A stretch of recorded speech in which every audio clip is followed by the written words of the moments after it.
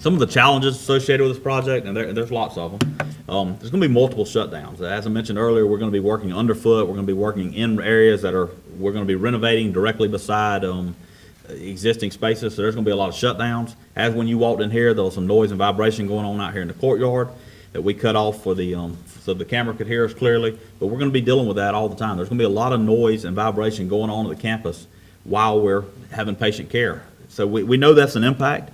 One of the ways we're going to try to mitigate that is by setting some quiet time and some construction time. So we're working with patient care services to define some time frames where we're going to have a daily quiet time where there's no noise or vibration or anything going on during that time frame, so that the patients know that they've got a defined quiet time coming up. We're working to define those hours now.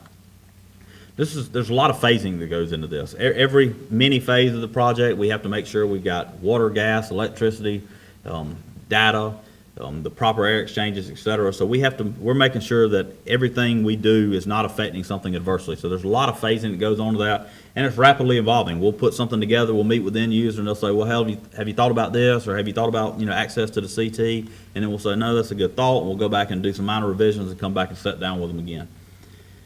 Access to the campus is going to be a challenge. There's going to be some times when we're having to block areas and entrances.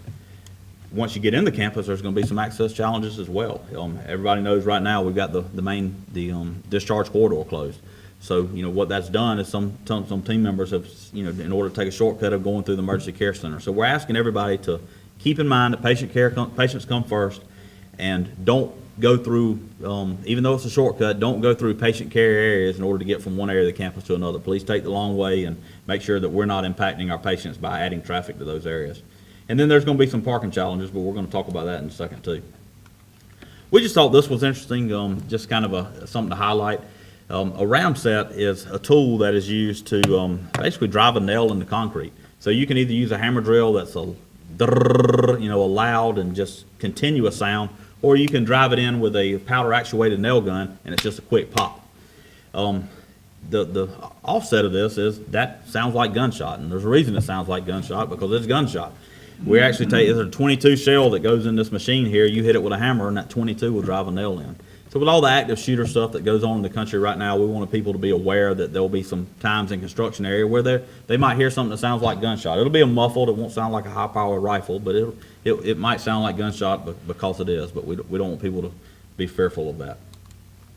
Some of the access challenges, not all of these will be closed at the same time, but there will be times that they overlap.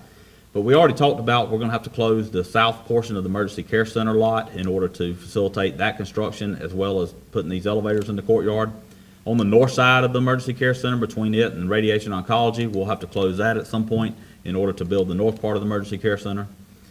On the east side of the campus, the central energy plant is going to get expanded, so there'll be some congestion at our loading dock and where our oxygen deliveries are. There's going to have to do a lot of deliveries. We'll have to block areas off. The oxygen truck won't be able to get here, and then they'll have to call us when they're coming, and we'll have to coordinate oxygen deliveries and food deliveries and supplies, etc. And then one of the bigger ones is down here. Marjorie kind of showed y'all where the new surgical tower was going. We're going to have to close the majority of Lot A in order to build that surgery tower. So at that point, there will not be any access at the main entrance or at the human resources entrance. Team members coming from R will have to go either through maternity or through the new discharge corridor, which will be open at that point. So it's not really that as far out of the way as it looks, but you'll be able to go right into the discharge corridor.